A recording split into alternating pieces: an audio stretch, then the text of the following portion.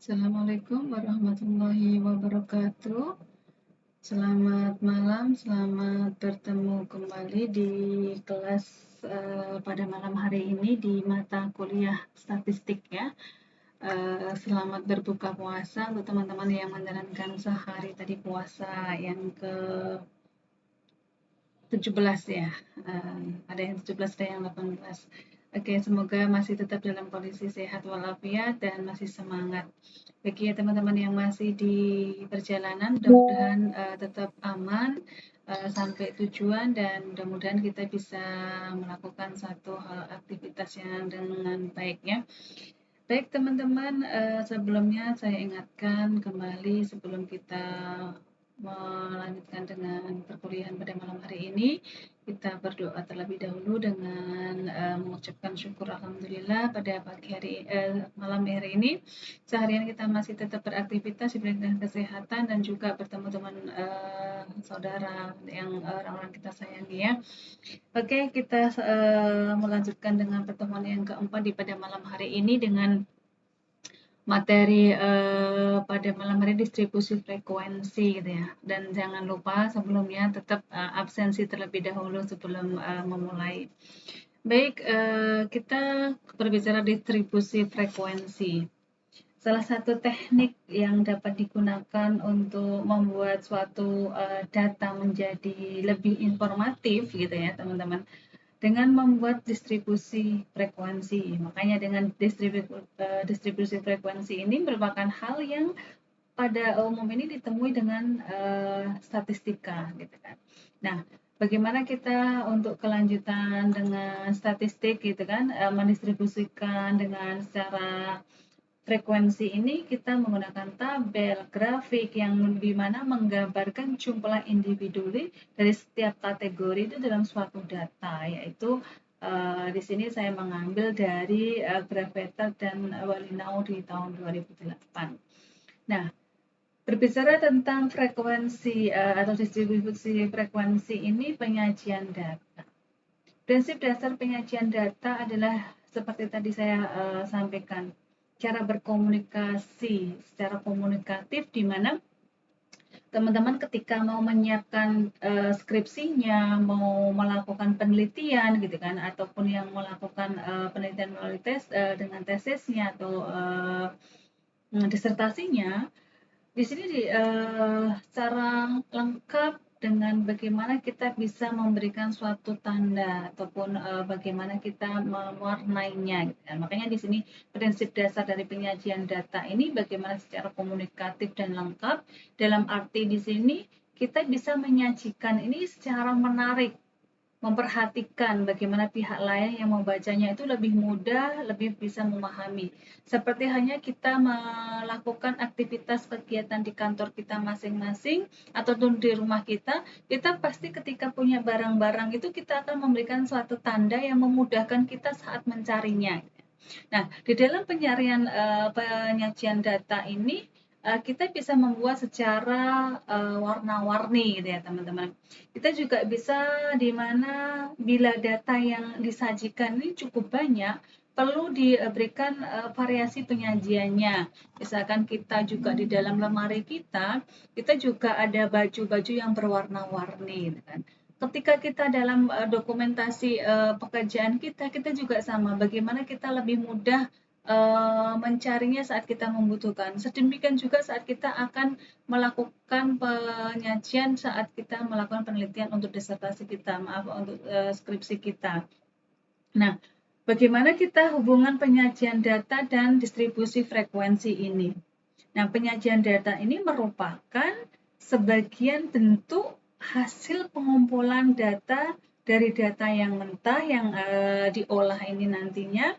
Jadi data dengan distribusi frekuensi ini sehingga diperoleh menjadi bentuk tabel. Nah, penyajian data sehingga mempermudah pembacaan data bagi yang untuk menyajikan atau nanti sebagian yang akan membacanya itu lebih mudah untuk dalam memahaminya. Nah, di sini kita juga bisa melihat secara umum bagian penting yang terdapat dalam distribusi frekuensi adalah kelas dan frekuensi. Nah, sebelumnya kita melihat jenis-jenis distribusi frekuensi itu apa saja sih. Nah, sebuah distribusi frekuensi ini akan memiliki bagian-bagian yang akan dipakai dalam membuat sebuah daftar distribusi frekuensi. Nah, bagian-bagian tersebut ini akan dijelaskan sebagai berikut. Ini diambil dari peneliti terdahulu dari Hasan tahun 2001 ya teman-teman. Salah satunya tadi kelas. Kelas-kelas ini adalah kelompok nilai data atau variabel dari suatu data acak yang masih diacak. Kemudian batas kelas. Batas kelas atau class limits ini adalah nilai yang membatasi kelas yang satu dengan kelas yang lain, di mana batas kelas ini merupakan batas semua dari setiap kelas. Nah, di sini saya bisa mengambilkan contoh mungkin dalam kelas di sini adalah antara kelas A dengan kelas B. Dalam satu kelas satu ini ada 30 antara 30 mahasiswa gitu kan. Nah, 31 sampai 40 inilah bagaimana penggolongannya. Dari usia pun nanti kita bisa melihat di mana secara gravitasinya gitu kan. Nah, di sini kita bisa melihat terdapat dua batas kelas untuk data-data yang telah diurutkan, yaitu batas kelas bawah dan batas kelas atas. Seperti tadi, misalkan ada 31 sampai 40 penggolongannya, 31 sampai 40 ini data dari batas kelas yang paling bawah adalah 31 atau 30 tadi, dan batas kelas paling atas yaitu batas kelas atas adalah 40 tadi. Nah, mudah-mudahan teman-teman jelas ya. Kemudian di mana tepi kelas tersebut juga batas kelas nyata, yang di mana batas kelas yang tidak memiliki lubang untuk angka tertentu antara kelas yang satu dengan kelas yang lainnya. Terdapat dua tepi kelas yang berbeda dan pengertiannya di sini dari data yaitu tepi bawah atas dan juga tepi bawah atas kelas, tepi atas kelas. Kemudian yang berikutnya titik tengah kelas atau tanda kelas adalah angka atau nilai data yang tepat terletak di tengah atau suatu kelas. Nah, titik kelas ini merupakan nilai yang mewakili kelasnya dalam data kelas. Tengah kelas ini dibagi dua. Nanti kita bisa lihat di slide berikutnya. Nah, interval kelas ini adalah selang yang memisahkan kelas yang satu dengan kelas yang lainnya. Nah, batas kelas ini misalkan contoh kelas 30 antara 20 sampai 30.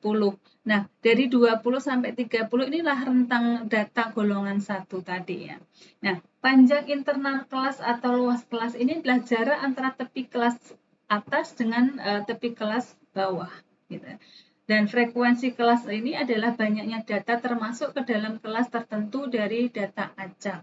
Nah, di sini kita bisa melihat di mana jenis-jenis distribusi frekuensi ini dibagi menjadi 3. Salah satunya adalah di distribusi frekuensi biasa. Ini contoh dari distribusi frekuensi biasa ini di mana masih menggunakan data yang kecil, misalkan data kelas yang atau karyawan yang masih antara 10 orang. Nah, distribusi frekuensi ini berisikan jumlah frekuensi dari setiap kelompok data. Nah, distribusi frekuensi ada dua jenis, yaitu distribusi frekuensi numerik dan juga distribusi secara peristiwa atau kategori. Ini misalkan dari pengolahan data yang masih dikelola secara manual karena masih sedikit gitu kan. Kemudian distribusi frekuensi relatif. Nah, kalau distribusi frekuensi biasa ini misalkan angka 1 dengan karyawan 1 dengan karyawan 10 gitu kan.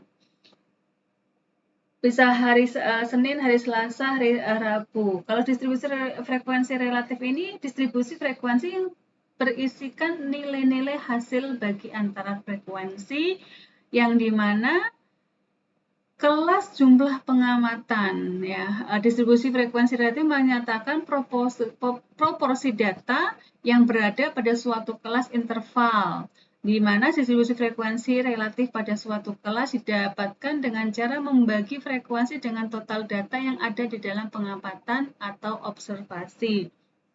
Nah, kita bisa melihat di mana distribusi frekuensi akumulatif ini adalah akumulatif dari distribusi frekuensi biasa dengan distribusi frekuensi relatif.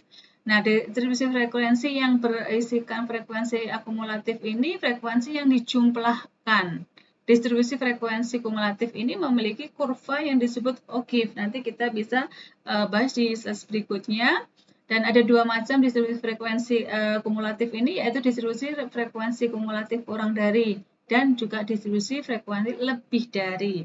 Nah, dari sini kita bisa melihat ya teman-teman bagaimana kita melihat data-data yang kita masih data kecil yang kita bisa kerjakan secara manual, kita hitungkan secara manual, dan kita bisa cara menjelaskan secara manual juga. Nah, penyusunan distribusi frekuensi ini di mana penyusunan suatu distribusi frekuensi perlu dilakukan tahapan penyusunan data. Yang pertama ini salah satu kan melakukan pengurutan data-data terlebih dahulu sesuai dengan urutan besar nilai yang ada pada data. Nah, di sini kita bisa melihat tahapan-tahapan ini melalui salah satunya adalah menentukan jangkauan atau range yang di mana kita bisa melihat jangkauan ini dari data terbesar dikurangi data terkecilnya. Kita bisa menentukan banyaknya kelas. Kita bisa melihat banyaknya kelas yang ditentukan dengan rumus di sini standar adalah 1 ditambah 3,3 log n. Nah, K-nya ini adalah banyaknya kelas dan N-nya ini jumlah atau banyaknya data. Kemudian menentukan panjangnya interval kelas. Panjangnya interval kelas ini adalah I dan jumlah kelas akan dibagi dengan jangkauan atau R-nya. Nah, menentukan batas bawah ke kelas pertama, tapi bahwa kelas pertama ini biasanya dipilih dari data terkecil atau dengan data yang berasal dari pelebaran jangkauan atau data yang lebih kecil dari data yang terkecil. Nah, di sini kita bisa melihat bagaimana menuliskan frekuensi kelas di dalam kolom urus ini atau tali juga sistem secara turus, secara bagaimana menyesuaikan banyaknya data. Kemudian kita bisa melihat dari distribusi frekuensi ini yang seperti tadi saya sampaikan, urutan kelas interval ini disusun melalui data terkecil terus ke bawah sampai dengan data terbesar. Dari nilai ini, tadi saya melihat batas kelas, contoh dari usia, gitu kan. Nah, range tepi batas bawah di sini adalah 31. Nah, range tepi atas bawah, tepi atas di sini adalah 40. Nah, di data tersebut nilai 31 sampai dengan 40 inilah rentan usia, ya, yang dimana di antara rentan usia 31 sampai 40 ini ada 3 yang masuk di frekuensi, mungkin di usia 32, ada juga di 34, ada yang mungkin di 37 gitu kan. Nah, disinilah interval kelas ini yang sedang kelas interval ini adalah selang yang memisahkan antara satu dengan kelas yang lainnya. Antara kelas ini ya, usia ini ya, dari pengelompokan dari usia. Kemudian kita bisa melihat juga di mana tabel distribusi frekuensi ini saya mengambil contoh adalah nilai UTS, gitu kan. Di mana tabel distribusi frekuensi ini relatif juga untuk dinamakan sebagai tabel presentasi. Ya, dikatakan frekuensi relatif sebab frekuensi yang disajikan di sini bukanlah frekuensi yang benarnya, gitu kan. Nah, melainkan frekuensi yang dituangkan di dalam bentuk angka persentase. Contoh kecil di sini ada teman-teman, nilai ini adalah X-nya, yang dimana ada nilai 5, 6, 7, 8. Nah, frekuensi ini adalah ada ada 7 orang yang mempunyai nilai 8 di sini. Kemudian bagaimana cara perhitungannya dari presentasi ini kita menggunakan rumus karena saya menggunakan contoh di mana Distribusi frekuensi relatif ini distribusi presentasi tentang nilai UTS yang diikuti di dalam mata kuliah statistik dengan jumlah mahasiswa 40. Nah, bagaimana cara perhitungannya presentasi ini bisa mendapatkan angka 17,5. Tadi dengan memperoleh frekuensi relatif ini angka presentase sebagaimana tertera pada kolom 3 di sini. Saya hitungkan dari P-nya di sini adalah frekuensi dibagi dengan jumlah mahasiswa yang ada ya. Nah, frekuensi di sini kan ada perhitungannya di sini ada 7 yang mendapatkan nilai 8 dengan jumlah dari mahasiswa yang ada di kelas ini adalah 40. Sehingga nilai 8 diperoleh 7 mahasiswa dengan rata-rata presentasinya adalah 17,5. Nih ya. Jadi P-nya ini angka presentasenya. Dan F-nya ini ada frekuensi yang sedang dicari presentasinya. Nah, N-nya adalah jumlah mahasiswa di mana atau jumlah case yang kita sedang menghitungkan dari banyaknya individu. Bisa dipahami ya.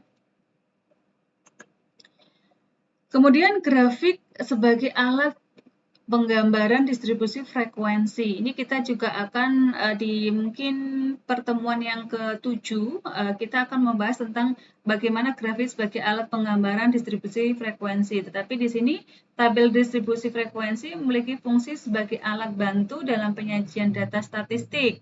Nah, lewat kolom dan lacurnya, dalam kolom dan lacur ini dimuat angka yang berdasarkan dan pada dasarnya adalah menceritakan, sehingga teman-teman ketika masih ada data mentah tadi sebelum diolah kan masih acak gitu ya, belum bisa untuk bagaimana kita membacanya secara enak, secara mendetail gitu kan. Nah, disinilah nanti grafik itu yang akan menceritakan tentang keadaan data yang sedang kita teliti gitu kan. Biasanya saat penelitian itu kan peneliti akan mencatat bagaimana kebutuhan-kebutuhan yang akan nantinya diolah datanya. Nah, data itu kalau masih data kecil masih bisa diolah secara manual, tapi ketika sudah data itu besar, pasti akan menggunakan dengan alat uji, ada SPSS, ada AMOS, dan SEM, dan lain sebagainya. Gitu ya. Nah, di mana kekurangan penyajian data melalui tabel distribusi frekuensi. Penyajian data di dalam bentuk deretan angka itu pada umumnya menjemukan. Pastikan kita melihat angka-angka yang banyak sekali. Kalau 1 lembar, 2 lembar masih okelah mata kita, waktu kita gitu kan. Tapi kalau kita masih menghadapi data yang acak dengan angka-angka, pasti akan membosankan. Nah, bagaimana untuk memperoleh pengertian yang terkandung di dalam deretan angka-angka ini yang dihilangkan lewat tabel, dihidangkan melalui tabel ya distribusi frekuensi itu, sehingga semua angka harus dibaca. Nah, ini memakan waktu yang cukup lama memang karena menggunakan alat bantu uji dan kita harus lebih teliti bagaimana kita dalam menyajikan data itu bisa secara relevan gitu kan. Nah, bagi orang yang tidak terbiasa membaca tabel distribusi frekuensi, penyajian lewat tabel distribusi frekuensi itu terkadang kurang dapat dipahami. Nah, bahkan kadang memusingkan kepala. Ini yang jelas, ketika kita yang sudah, apalagi pimpinan-pimpinan yang maunya efektif, efisien gitu ya, kita saat kita memberikan sebuah laporan itu kita benar-benar harus secara detail dan bisa dijelaskan secara baik dan bisa dipahami dengan baik. Nah, tetapi keunggulan penyajian data menggunakan grafik atau diagram ini salah satunya adalah penyajian data statistik melalui grafik tampak lebih menarik. Makanya tadi kita harus bisa memberikan data-data yang dengan penuh warna untuk memudahkan kita saat menjelaskan itu dengan kode-kode gitu kan. Nah, juga bisa melalui tabel distribusi frekuensi. Grafik secara cepat memperlihatkan gambaran umum dan menyeluruh tentang bagaimana sesuatu perkembangan, perubahan, maupun juga perbandingan. Ya. Tidak demikian hanya dengan tabel. Nah, dari statistik tabulasi silang ini karakter ya. Statistik tabulasi silang merupakan rumus statistik deskriptif korelatif yang dapat digunakan untuk mengetahui distribusi frekuensi ini gejala di dalam suatu variabel apabila variabel tersebut dihubungkan dengan variabel yang lain. Nah, spesifikasinya di mana statistik tabulasi silang efektif ini dijalankan untuk data yang tidak terlalu bervariasi. Statistik tabulasi silang hanya dapat dijalankan untuk 2 atau lebih variabel. Jadi yang tidak terlalu banyak variabelnya. Nah, di sini saya mengambil contoh kasus. Di sini ada seorang kepala madrasah ini dipondokkan gitu ya, apalagi di saat bulan puasa. Seorang kepala madrasah ingin mengetahui distribusi frekuensi siswa yang berdasarkan jenis kelamin, latar belakang kesantrian, dan kerajinan mahasiswa santri ini membayar SPP, dan juga ketiga variabel tersebut adalah saling dihubungkan. Jadi ada santri ini jenis kelaminnya, latar belakang kesantrian di sini itu yang dimana X1 ini jenis kelamin pria dan wanita. X2-nya ada yang pertama adalah ini X2 adalah kesantriannya ya. Ada yang satu santri, total santri, yang duanya adalah santri kalong atau di saat pada event-event tertentu, misalkan pada mungkin saat ini santri kilat pada saat bulan Ramadan saja gitu. Dan yang ketiga, variabel yang ketiga adalah bukan santri. Nah, X3-nya di sini adalah nanti ada bagaimana kerajinan para santri ini saat membayar SPP-nya. Nah, sangat rajin atau malas dan bahkan sangat malas. Nah, di sini saya melihat di tabel ini saya kelompokkan di sini ada nama Abimanyu. X1-nya tadi kita bisa melihat di mana kesantriannya kalong atau total santri dan juga bukan santri. Nah, dalam pengisian di sini Abimanyu salah satunya adalah dia memang santri gitu kan. Ya, X2-nya dia tadi santri, dia dengan latar belakang memang kesantriannya. Dia seorang laki-laki dan dia juga membayar SPP. Nah, contoh berikutnya di sini hubungan antara jenis kelamin X1 dengan latar belakang kesantriannya X2 di sini ya.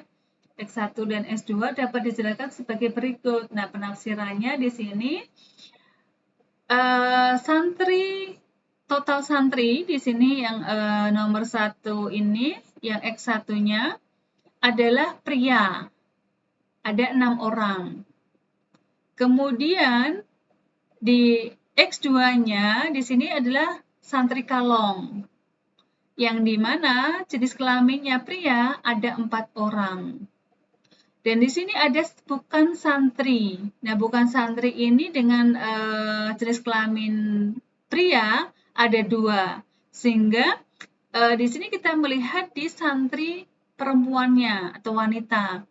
Di total santri ada 4, santri kalongnya kosong, dan bukan santrinya ada 4. Kemudian kita dijumlahkannya, ada santri laki-laki atau pria dengan jumlah 12 orang. Dengan santri wanitanya dengan total ada 8. Dengan jumlah masing-masing tetap ada 20 santri. Inilah dengan hubungan antar jenis kelamin. Kemudian yang berikutnya kita bisa melihat tadi dengan di mana ada latar belakang santri yang rajin bayar SPP atau malas, bahkan sangat malas gitu ya. Kita bisa melihat di sini ada tetap santri pria dan wanita ya. Yang dimana di sini santri totalnya yang prianya ada 5 dan ada santri perempuannya ada 1 yang santri total. Kemudian santri kalong prianya ada 6, di sini santri wanitanya ada 2. Kemudian terdapat di mana 10% yang sangat malas di sini. Ini yang ternyata santri wanita yang dia rajin untuk bisa bayar SPP-nya. Tetap ditotalkan ada 20 santri. Hanya perbedaannya di sini adalah ada santri yang memang rajin untuk membayar SPP-nya. Kemudian hubungan antara latar belakang kesantrian, ini X2-nya, dengan kerajinan membayar SPP siswa ini X3-nya dan dapat dijelaskan sebagai berikut. Nah, dari perhitungan tabel 3 ini dapat ditafsirkan bahwa para siswa pada umumnya rajin dan sangat rajin membayar SPP. Meskipun mereka juga ada yang malas gitu kan. Siswa yang rajin dan sangat rajin membayar SPP pada umumnya berlatar belakang sebagai santri, baik santri total maupun santri kalong. Nah, tidak satupun siswa yang berlatar belakang bukan santri yang sangat rajin atau sangat malas membayar SPP. Ini selanjutnya di mana antara jenis kelamin X1-nya latar belakang kesantriannya X2-nya dengan kerajinan membayar SPP, ini X3-nya dan di sini kita melihat di mana siswa yang berlatar belakang santri total dan santri kalong ini pada umumnya rajin dan sangat rajin membayar SPP, meskipun ada siswa wanita berlatar belakang santri total yang sangat malas membayar SPP. Ini ya kita bisa melihat teman-teman ya. Di mana ini pria dan wanitanya, santri kalong. Ini ada yang memang dia rajin membayar SPP, tapi ada yang juga malas untuk membayar SPP di sini, yang santri prianya, ya.